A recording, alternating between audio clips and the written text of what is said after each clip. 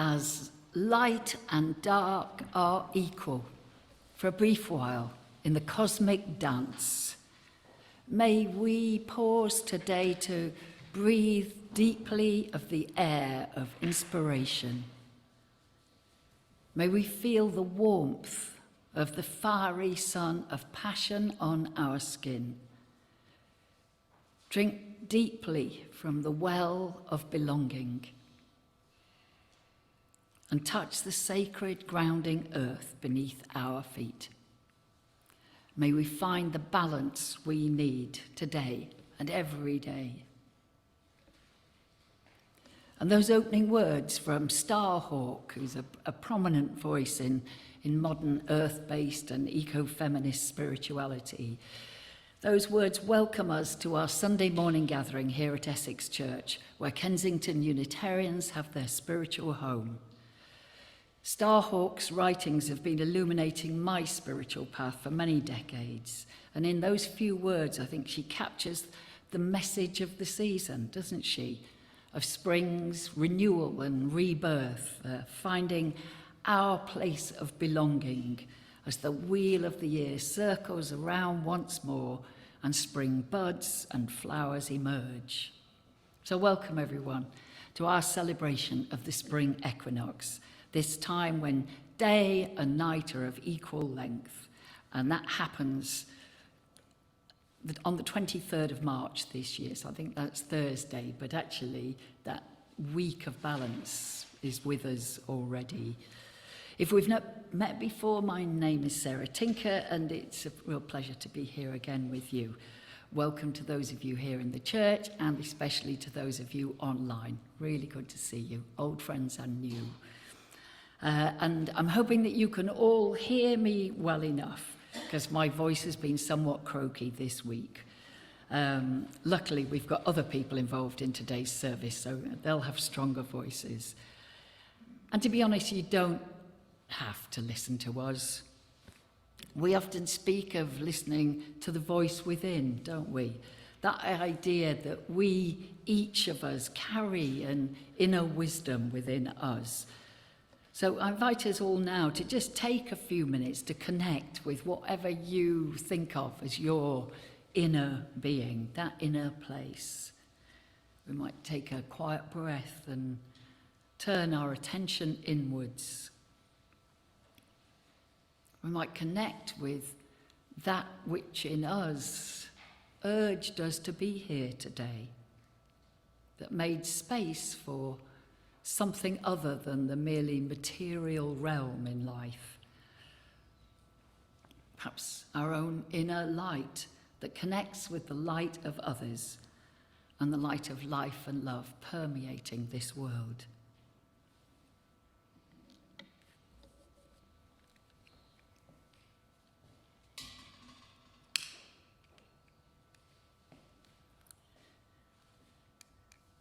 And we light our chalice flame once more, this symbol that connects us with the worldwide Unitarian and Unitarian Universalist community. And I think of it as a symbol of the light within us and the life that flows through the world around us. It can be a beacon as we search for our truth. It can be a warmth in our hearts of love. And it's the energy that propels us into action. So may we be rekindled by spending this time together.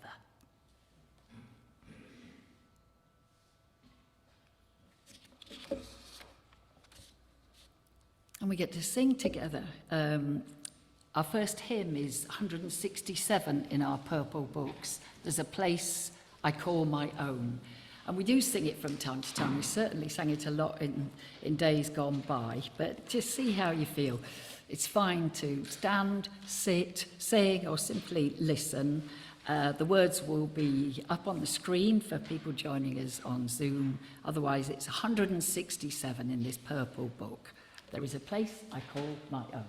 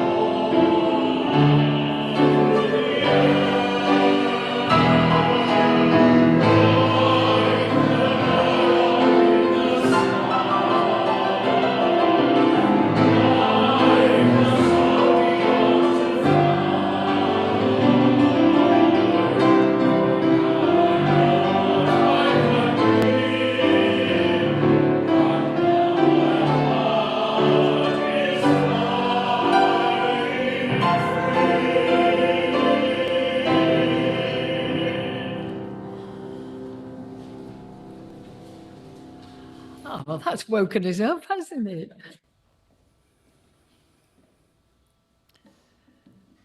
And let's take those joys and concerns now into an extended time of prayer. So you might want to get yourselves comfy, maybe close your eyes or soften your gaze. Some of us have a posture that just helps us feel a bit more prayerful or focused, whatever works for you. Whatever allows us to be present in the here and now, in this sacred time and space, with ourselves and with each other, and with that which is both beyond us and within us. Spirit of life, God of all love, in whom we live and move and have our being. We turn our attention to you, the light within and without, as we tune into the depths of this life and the greater wisdom to which and through which we are all connected. Be with us now as we drop into the silence and stillness at the very center of being. Sitting quietly and making space for the voice within. Simply listening and being still for a while.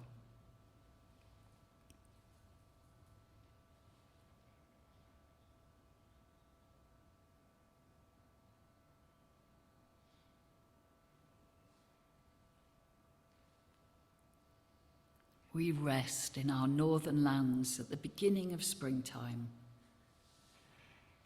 noticing changes all around us. The greater light, the lengthening days, the strengthening power of the sun,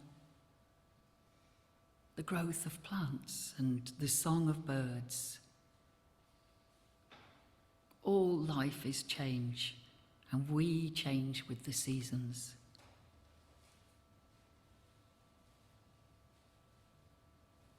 And may our hearts be softened and our busy minds stilled. May our bodies be at peace as best they can as we turn our thoughts and prayers to our world community.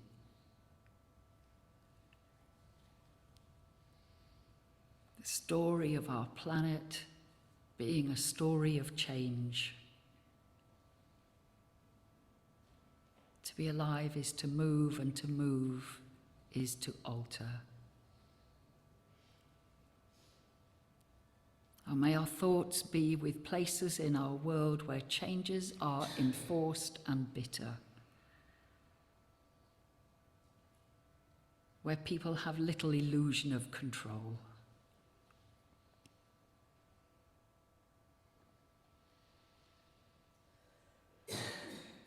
We might think too of the many places where change is held back, repressed, where a search for freedom is seen as rebellion,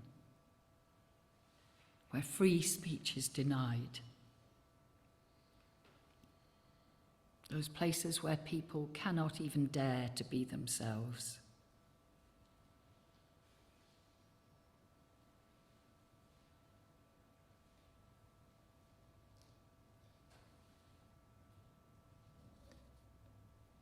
And we think too of places where seasonal changes are more dramatic, where weather can bring fear and challenge rather than delight. May we learn to acknowledge and share these world challenges more fairly.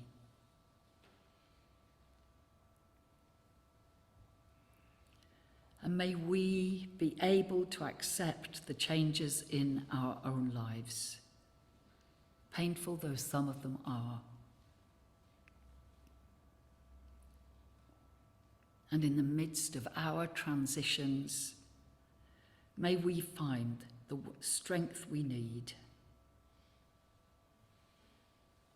And may that strength be something we pass on to others who we meet along the way. For it is perhaps in our common humanity and in the sharing of these paths of life that we find meaning and purpose to sustain and guide us, now and always. Amen.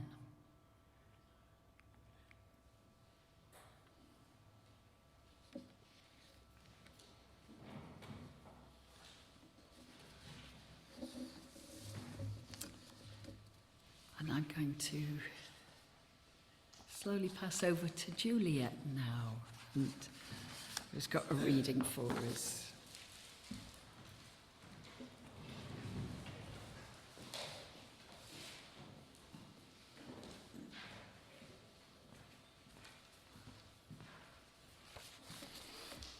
Sarah has written by way of introduction to this poem, really. I don't know about you, but spring is something I notice. I like plants, I like flowers, and as they start to emerge from the dull colours of winter, the snowdrops, the crocuses, the daffodils, I'm grateful they exist. Their existence really does lift my spirits. This reading comes from the Unitarian Universalist minister called Richard Gilbert, and he has a way of writing about everyday life that lifts it from the mundane to the spiritual. In this piece, which is called Thanks Be for These, he simply lists some of the many things we might feel grateful for, including the resurrection of spring and the faithful turning of the seasons. Feeling gratitude is supposed to be a useful skill we can have in our spiritual toolbox. Gratitude can lift us when times are hard. So let's hear what Richard S. Gilbert has on his giving thanks list, and I wonder what you might include on yours. The sound of bow on string, of breath over reed, the touch of keyboard. The slants of sunlight through windows, for shimmering shadows on the snow, for the whisper of wind on my face, for the smooth skin of an apple, for the caress of a collar on my neck, for the prickling of my skin when I'm deeply moved, for the pounding of my heart when I run, for the peace of soul at the end of the day, for familiar voices in family rites, for the faces of friends in laughter and tears, for the tender human arms that hold me, for the flashes of memories that linger, for the mysterious moments that beckon, for the particularity of this instant, for the silence of moonlit nights, for the sound of rain on my roof, of wind in the dry leaves, of waves caressing the shore, for the softness of summer breezes, for the crispness of autumn air, for the dark shadows on white snow, for the resurrection of spring, for the faithful turning of the seasons, for angular, leafless trees, for gentle hills rolling in the distance, for the meandering streams seeking an unseen sea, for cornstalks stiff to attention and brittle plants bristling past their prime, for unharvested gardenings, returning plants to enrich the soil. For the sight of familiar faces, for the sound of our spoken names, for the welcoming embrace of outstretched arms, for the ritual of friendship, reminding us we matter. Thanks be for these.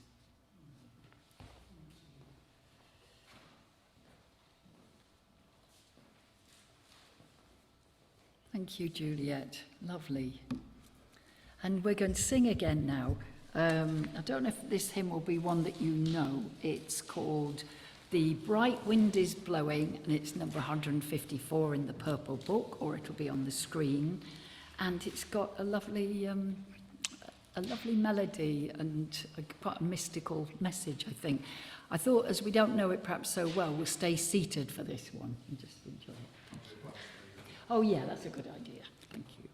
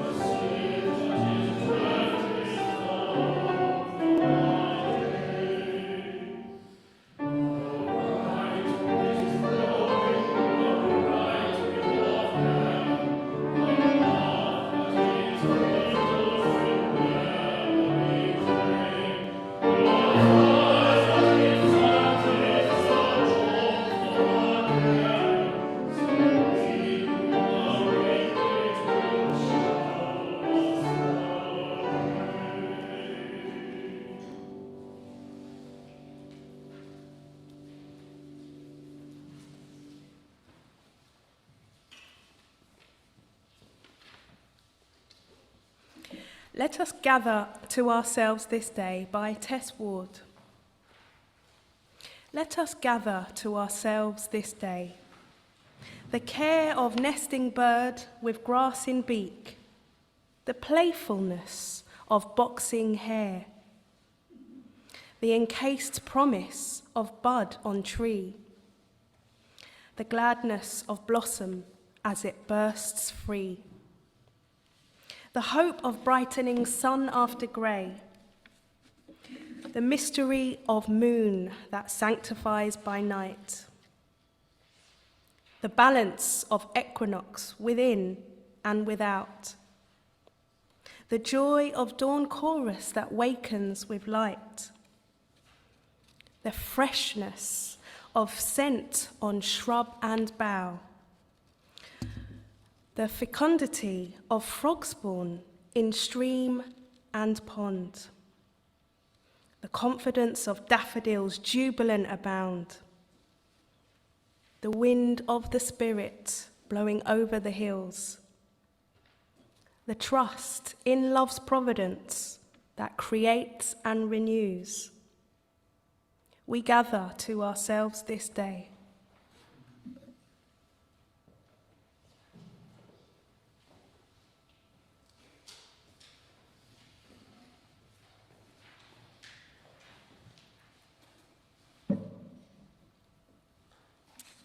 And we have a chant that we can sing now. This is one where you're really welcome to join in or simply to listen. You have got the words on the order of service, and I'm not sure if they'll turn up on the screen. They will. Great. And it's one of those chants that when I heard it first, it just really spoke to me. I mean, it's got the repeated refrain of return again, and I think that really expresses something about that sense in life that we have of like coming full circle, but perhaps we're not quite back where we were before, so less of a circle and more of a spiral perhaps. I don't know if that makes sense to you. Anyway, Benji knows it and George knows it, and anyone else who knows it is really welcome to have a go. Shall we sing it twice? And then, yeah, that would be nice. And I've got music for Margaret.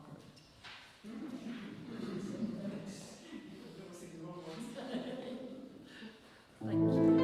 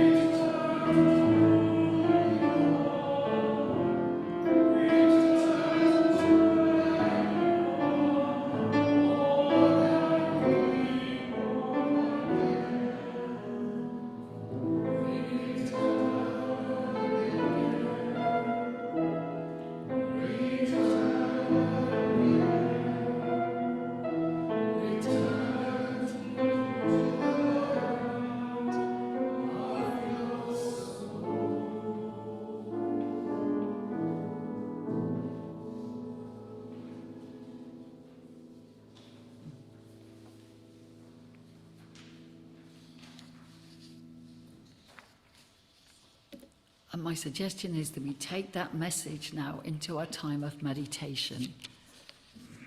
That idea of returning again to the land of my soul, whatever that might mean for us. And it reminded me of those words from T.S. Eliot's The Four Quartets, when he writes, to arrive where we started and know the place for the first time. So let's find a gentle place for us to be in for these next few minutes as we share a couple of minutes in silence together, and then there'll be a beautiful piece of Bach, Johann Sebastian Bach's music, to listen to.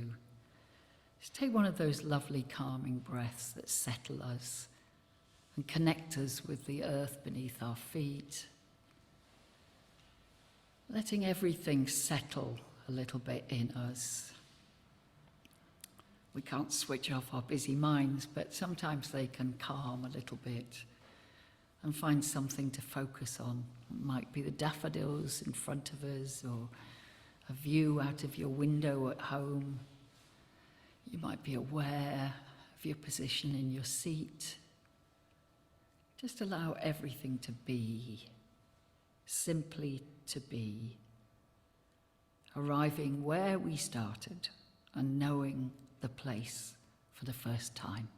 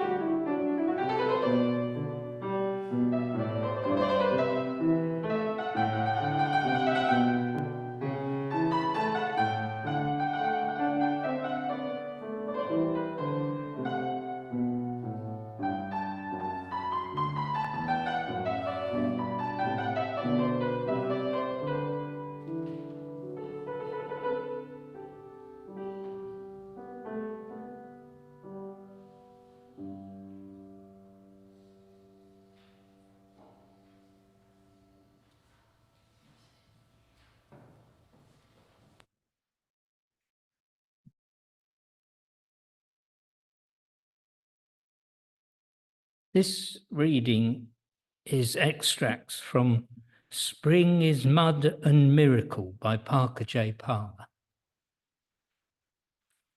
I'll wax romantic about the splendours of spring in a moment. But first, there's a hard truth to be told. Before spring becomes beautiful, it's ugly. Nothing but mud and muck.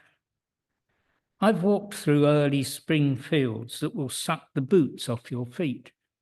A world so wet and woeful you yearn for the return of snow and ice. Of course, there's a miracle inside that muddy mess. Those fields are a seedbed for rebirth. I love the fact that the word humus, the decayed organic matter that feeds the roots of plants, comes from the same word root that gives rise to humility. It's an etymology in which I find forgiveness, blessing, and grace.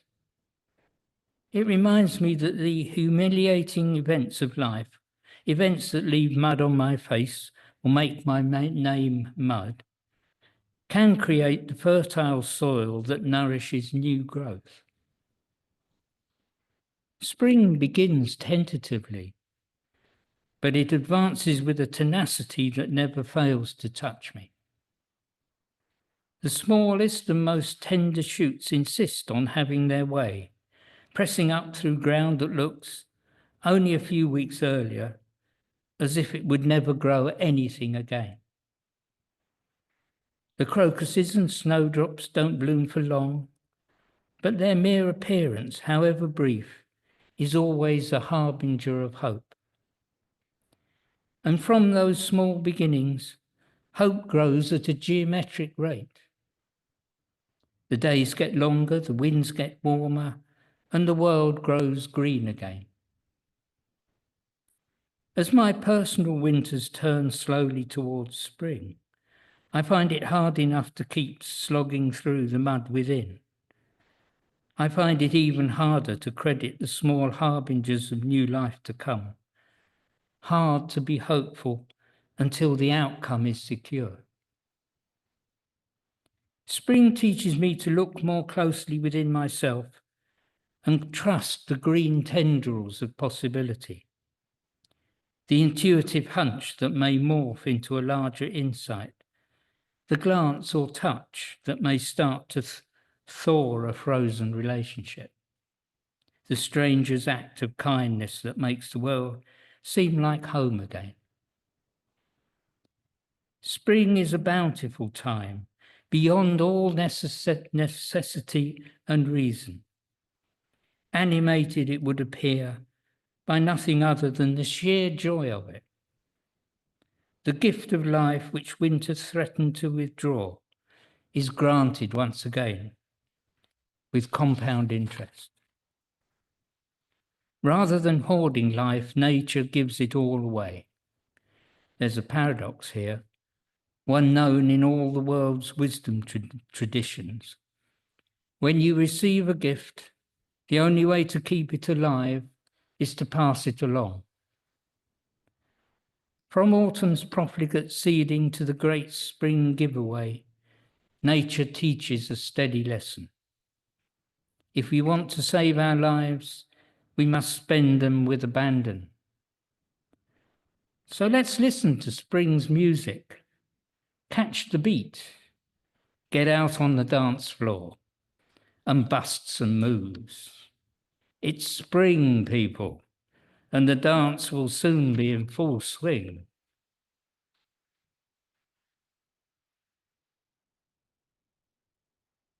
Thank you, Brian. That's great. I love that imagery of spring as a party where everybody's going to dress and dance exuberantly. And I really noticed how both Parker Palmer and Richard Gilbert, whose thanks be for these, we heard Juliet read earlier on, they're both exploring this idea of life as a gift. It's one of those important spiritual teachings because it counterbalances the alternate reality of life as struggle and hardship. And of course, life as gift and life as struggle are both true. The relative weights vary in our different lives and at different times of life. Most of us know how fortunate we are to have been born in this country rather than many others where trying to survive just another day is the most that anyone can strive for. And yet we know how life can be pretty darn hard here in Britain too. We know the struggles faced by people, even in our own community. So viewing life as gift is easy enough when the sunshine of life is beaming upon us, and it's harder when those harsh winds blow and we can't find the way ahead. In the times when life is too hard to consider as a gift, there is another spiritual teaching for us, and that is simply to notice. We can notice what is around us, and we can notice what is happening within us. The simple act of noticing can lift us to that other level. And springtime, I reckon, is the ideal season to practice our noticing because every day something else is emerging out there. The party of blossom and colour and light has well and truly begun. And once we notice something, well, our curiosity is activated. It happened to me only the other day on the A12, a road so generally unpleasant that the only good thing you can say about it is that it's not as ugly as the A13, its close neighbour. But there, on the A12, on a particularly grey and grim stretch, I suddenly noticed a clump of bright yellow daffodils. And that led to several minutes of pondering where they'd come from. Were they the remnants of an old garden? Were they planted in memory of somewhere or someone? Can birds plant bulbs? I started to wonder. Who knows? But that little glimpse of loveliness amidst the grime lifted my spirits and activated my mind, and led me to buying these daffodils here, which I did not pick on the A12, I promise you. Because one of the things I also thought about daffodils was it's only a week or so that they're out, that's their glory cycle, but actually they're quietly doing something else the rest of the time as their life takes that turning. So just really to conclude, and because I just loved the shape of it, there's a poem that I'll read here now by Padma Venkatraman. I hope I pronounced that name correctly. It'll also appear on the screen. A poem shaped like a tree, a poem written to activate our sense of wonder and a reminder, I think, of the magic that is life. Whenever you see a tree, think how many long years this tree waited as a seed for an animal or bird or wind or rain to maybe carry it to maybe the right spot, where again it waited months for seasons to change until time and temperature were fine enough to coax it to swell and burst its hard shell so it could send slender roots to clutch at grains of soil and let tender shoots reach toward the sun. Think how many decades or centuries it thickened and climbed and grew, taller and deeper, never knowing if it would find enough water or light, or when conditions would be right so it could keep on spreading leaves, adding blossoms, and dancing. Next time you see a tree, think how much hope it holds. Oh, thank you, Padma, for that poem. And whenever we see a daffodil, let's remember how briefly they are here to delight us each spring, yet with good fortune, they and we might meet up again next year. Amen. And we get to sing our closing hymn now. It's an old favourite that might put a spring in our step. It's 165 in the Purple Book. The Spirit lives to set us free. Walk in the light of love.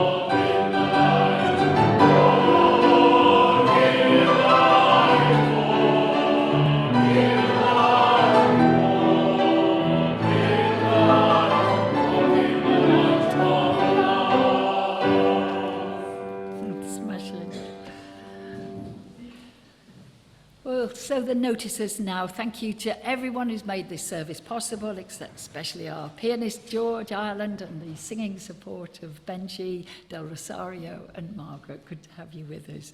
And everyone who's read for us today, Juliet, Chloe and Brian, thank you. And of course the technical support from Lachlan online and Ramona here in church. Much appreciated, you two. So do stay for a chat after the service if you're here online, and here in church we'll be having refreshments. All are welcome to stay. There's lots of notices of things that are going on today on the back of the order of service. Especially, you may as well just plan to spend the most of the rest of the day here, because at 12:30 you can sing with Margaret, Finding Your Voice singing class, free, guaranteed to improve every voice. And then at 1 o'clock till 3 o'clock, but you can come and go, I think, as you wish. There's a crafternoon, in-person art, play and crafting. It's really lovely, great way to just chat along with people. I think you could just stay and chat and not do any craft if you wanted. And then rush home so that you can join the online Heart and Soul this evening or on Friday, which is on the theme of vulnerability. Just need to book in with Jane for that. But there is an in-person Heart and Soul gathering on Wednesday here. So you're welcome to join that. Then come back next Sunday, because Jane and Emma Taylor are doing a service on kinds of minds. And the online book club is coming up next Sunday. And there will be the community singing on the 26th of March. What a lot. Just time now for our closing words and closing music. So may we accept that this is life, in our times both of equilibrium and imbalance. We wobble and we stand steady. We bend as winds blow and they stand strong against adversity. We crumble, for it is all too much for us. And we get back on our feet and face what must be faced. And we can do this mostly on our own, yet we can do so much more together. So let us support one another when the going is tough. Let us stand by one another and applaud our successes. Let us breathe in the fresh air together and celebrate life's journeys together, ever aware of the warmth that shines upon us when we walk in the light of love. Amen. Go well, all of you, and blessed be.